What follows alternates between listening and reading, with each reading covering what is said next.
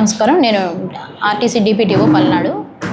మనకి మహాశివరాత్రి జాతర సందర్భంగా ఈ నెల 15వ తారీఖున జరుగుతున్న కోటప్పకొండ తిరునాళ్ళకి ఈ సంవత్సరం మనం 618 బస్సులని ప్లాన్ చేయడం జరిగింది.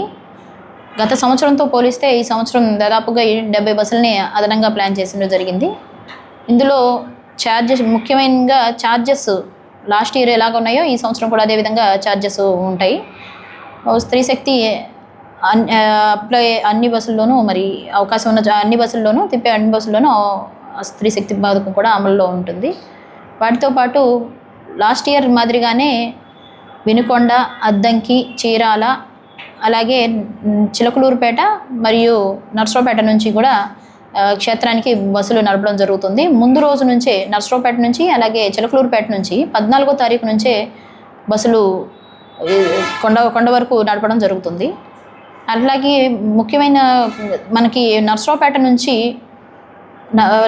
వరకు వెళ్ళేవాళ్ళు, కొండ దగ్గర నుంచి నర్సరావుపేట వరకు వెళ్ళే వాళ్ళ ప్యాసింజర్స్కి క్యాంపు పెట్రుపాలెం నుంచి కొండ వరకు ఉన్న మధ్యలో గల ప్లేస్లో మరి క్యాంప్ ఇవ్వడం జరిగింది. ఎవరైతే రిటర్న్ వెళ్తుంటారో, రిటర్న్ అంటే నర్సరావుపేట వైపు వెళ్ళే వాళ్ళకి, కొండ దగ్గర నుంచి నర్సరావుపేట వైపు వెళ్ళే వాళ్ళకి క్యాంపు మార్పు చేయడం జరిగింది. దీనివల్ల అంటే ట్రాఫిక్ జాము ఇబ్బందులు లేకుండా త్వరగా చేరుకోవడం కోసం భక్తుల అవసరార్థం క్యాంపు మార్చడం జరిగింది. మరి ఈ మార్పుని గమనించవలసిందిగా కోరుతున్నాం. ఈ ప్రయాణికులకు అవసరమైన సౌకర్యాలన్నీ కల్పించడం జరిగింది కాబట్టి ప్రయాణికులు ఈ సౌకర్యాన్ని వాడుకొని మరి తిరునాళ్ళని సక్సెస్ఫుల్గా చేయవలసిందిగా కోరుతున్నాం.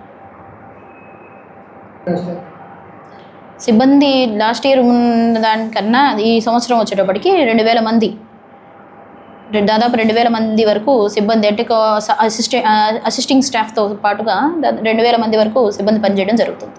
లాస్ట్ ఇయర్ 1700 వరకు ఉన్నారు. ఈ సంవత్సరం మనకి 2000 అంచనాతో మనం ముందుకు వెళ్తున్నాం.